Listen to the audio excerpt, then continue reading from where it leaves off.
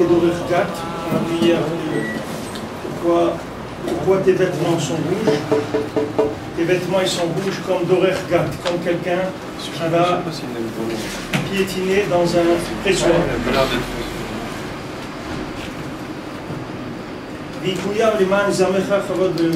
à ce moment-là, il y aura Kavod de l'Idom, c'est-à-dire qu'il y aura le Inyan du Kavod qui va être réparé, et l'Oïdom, c'est-à-dire qu'il n'y aura pas plus de raison de rester silencieux.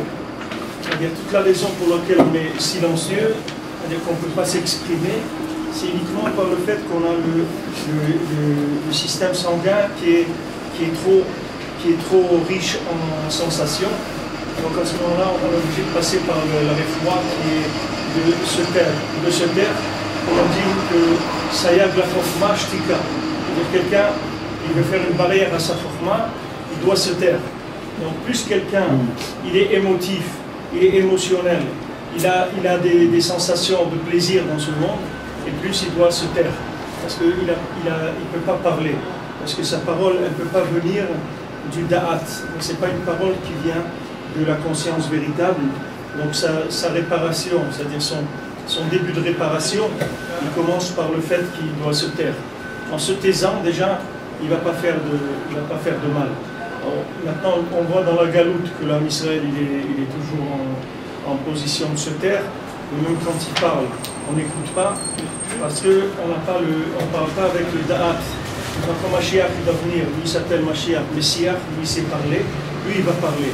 Lui il va vraiment parler, et dès qu'il va parler, tout le monde, c'est le contraire, c'est-à-dire tout le monde va se taire, il n'y a que lui qui va parler. Parce que lui il saura quoi dire Béhémet. Lui, non seulement il saura quoi dire, il a quelque chose à dire, et il saura quoi dire. Ce n'est pas les gens qui vont parler, il n'y a que lui qui va parler. Parce qu'il aura le da'at, c'est-à-dire que les gens ils vont voir à travers sa parole, ils vont voir le da'at, c'est-à-dire que sa parole, elle va alimenter l'esprit, elle ne va pas alimenter les émotions. Aujourd'hui, les paroles qu'il y a dans le monde, c'est que des paroles qui alimentent les émotions. Si quand des politiciens ils parlent, des chefs d'État ils parlent, de tout ça, c'est que des débats et des discours émotionnels. Il n'y a aucun esprit là-dedans. C'est que comme ça qu'on peut nettoyer. Il n'y a pas d'autre. On a apporté plusieurs fois un Kohen, que la Mishnah commence avec ça. Mais Matai Korim Kriyat Shema Be'arvit. Quand est-ce qu'on lit le Kriyat Shema Be'arvit? Quand les Kohanim ils rentrent manger la trouma. Alors on dit qui c'est ces Kohanim là? C'est des Kohanim qu'eux ils étaient tamés. Et que maintenant ils étaient impurs. Et maintenant, ils ont attendu les jours qu'il fallait attendre, et ils ont emmené le korban, et ils ont été au mikvé, ils ont fait tout ce qu'il fallait, mais maintenant, ils doivent attendre la nuit pour être purs. Donc même le Kohen, que lui c'est un Kohen, ça veut dire c'est pas un Stam, un Ben Adam, c'est un Kohen, c'est-à-dire c'est un prêtre, quelqu'un qui sert Hachem au Beth Amikdash. Maintenant, il a été impur, on lui dit voilà, maintenant tu vas amener le korban, tu vas aller au mikvé. Ok, tu as fait ça, il dit j'ai fait tout ce qu'il y avait à faire. Qu'est-ce que je fais maintenant? Il dit maintenant tu t'assois, tu attends. Combien j'attends jusqu'au coucher du soleil? Maintenant, supposons qu'il a mis son korban le matin, tôt, à 8h ou à 9h, il a été au mikvé, il a fait ça, voilà, le Kohen à 10h du matin, il est prêt. Il a fait tout ce qu'il y avait à faire. Il dit, maintenant, qu'est-ce que je peux faire? Tu peux rien faire. Tu dois attendre que le soleil se couche. Quand le soleil sera couché, tu seras pur. Parce que quoi? Le soleil, c'est ça qui va le purifier. Le coucher du soleil, c'est ça qui va le purifier. Erev Shimsham, c'est-à-dire que le fait que le soleil va se coucher, c'est ça qui le purifie. Alors la Mishnah, la première Mishnah de la Torah, la première Mishnah de la Torah chez Béalpé, du Chasse, elle commence avec ça. Elle dit, tu veux savoir comment on lit le Kriyat Shema la nuit, c'est-à-dire tu veux savoir comment on trouve Hachem dans l'obscurité. Kriyat Shema la nuit, ça veut dire tu dis Hachem, Shema Israël, Hachem Elokeinu, Hachem Echad. Tu veux trouver Hachem dans l'obscurité de ce monde. Et dis, regarde comment ils font les Kohanim. Comment ils font un Kohanim? Ils font ce qu'ils peuvent faire. Il a amené un korban, il a été au mikvé, etc. Et après, qu'est-ce qu'il fait? Il s'assoit, il attend. Cette attente-là, c'est ça qui purifie. Il dit, toi, c'est la même chose. Tu veux savoir apprendre? Pourquoi la Torah nous dit ça? Pourquoi la Torah ne peut pas vous donner un temps? Quand elle vous dit, quand est-ce qu'on lit le Kriyat Shema le soir? Pourquoi elle te dit, va voir le Kohen qui était impur et que maintenant il s'est purifié et il a attendu jusqu'au soir? Quand tu vois que lui, maintenant il est pur, il va manger des corbanotes. Alors toi, tu peux faire Kriyat Shema. Pourquoi j'ai besoin de ça? Et puis ça va servir quoi? Même si c'était une notion de temps, ça va servir rien que à l'époque du Beth Amikdash, j'ai appris comment je fais. Alors dis une notion de temps. Dis voilà, tu sais quand est-ce qu'on lit Kriyat Shema le soir? Quand il y a des 3 étoiles qui sortent, une grande étoile, ou 3 étoiles moyennes, tu sais que c'est le moment de lire Kriyat Shema. Pourquoi la Mishnah ne commence pas avec ça? Elle dit va voir les Kohanim. Ça veut dire déjà, va voir les Tzadikim. Tu veux savoir comment on trouve Hachem dans la galoute, dans l'obscurité? Va voir les Tzadikim, va voir comment ils font. Qu'est-ce que tu vas voir? Qu'est-ce qu'ils font?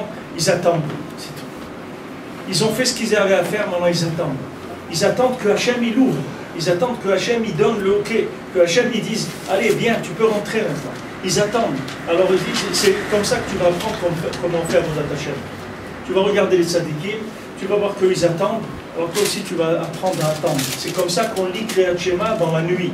C'est ça qui s'appelle trouver Hachem dans l'obscurité. Pas quelqu'un qui prend, il commence, il prend les livres, et il apprend, et il dit ouais, ben je sais, il a écrit ça, j'ai compris, j'ai tout compris, j'ai tout compris.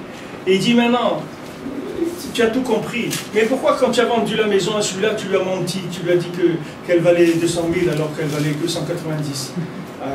Quand il m'a dit une fois, quelqu'un il dit, ça se passe pareil, c'est les affaires. Vous comprenez? Quand quelqu'un il voit qu'il a comme ça des domaines, des zones qui sont, comme on dit, des zones franches, c'est-à-dire des zones qui sont intouchables, il faut savoir que c'est le type même de celui qui est de la salle d'attente. Alors celui qui est en salle d'attente, il faut qu'il se taise, qu'il reste tranquille. Il ne faut pas qu'il commence à croire qu'il est à l'intérieur. Non, l'autre il n'existe pas. C'est-à-dire qu'il ne peut pas sentir qu'il y a quelqu'un d'autre qui existe. Pourquoi? Parce que la personne elle est pleine d'elle-même. Chaque chose, elle fait que ce qu'elle a envie, elle, ce qu'elle a besoin, elle. Il n'y a que ça. Ça s'appelle que c'est malé des damim. Que la personne elle est malée d'âme. Et la preuve que quelqu'un il est plein de sang, c'est pas difficile. C'est comme il est malé d'âme, il est malé d'homme. C'est-à-dire qu'il est plein de silence. C'est-à-dire, il dit, voilà, viens parler avec Dieu. Il dit, je peux pas. Je peux pas. Alors, quand j'étais Bachour, que je suis venu ici à Yerushalayim, un soir, un jeudi soir, après la Arvit, alors les gens de la synagogue, ils m'ont dit, viens, tu veux venir faire Hibouédout avec nous? On va faire Hibouédout. Ok, alors ici, Arvit, c'est quoi? 7h30, 8h du soir en hiver, en été. On est parti faire Hibouédout, c'était au mois des loups. On va dans la forêt, à côté de Dan, dans les... Ah, il n'y a plus de place. C'est complet. On va faire des doutes dans les forêts là-bas de Beth Shemesh. D'accord, on arrive là-bas, donc on part d'ici après Arvit, disons on arrive là-bas à 9h30 du soir. 9h30, j'ai dit, bon, on va faire... Ils ont dit, bon, on fait des doutes, on se retrouve après. Ok, je vois 9h30. Ok, j'ai dit, bon...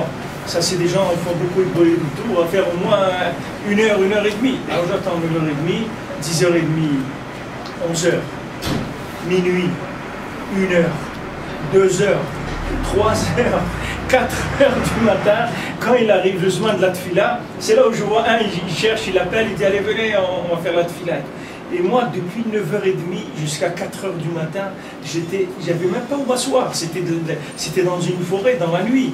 Je disais, mais j'étais en train de de me rouler de nerfs. C'était insupportable pour moi. Qu'est-ce que je vais faire? Et voilà, ces gens-là, ils venaient avec le sourire. Qu'est-ce qu'ils ont fait?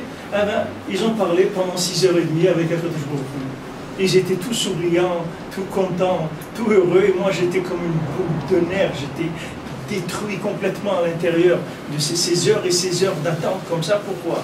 Parce que quelqu'un il est plein de sang, il ne peut pas parler. Combien il va parler d'un quart d'heure, une demi-heure? Là, s'il arrive à faire 1 heure, il dit wow, j'ai fait 1 heure. Mais ça y est, arrête, je ne peux plus.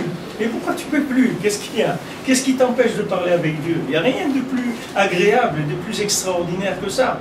Je ne peux pas. Pourquoi tu ne peux pas? Parce que tu es plein de sang.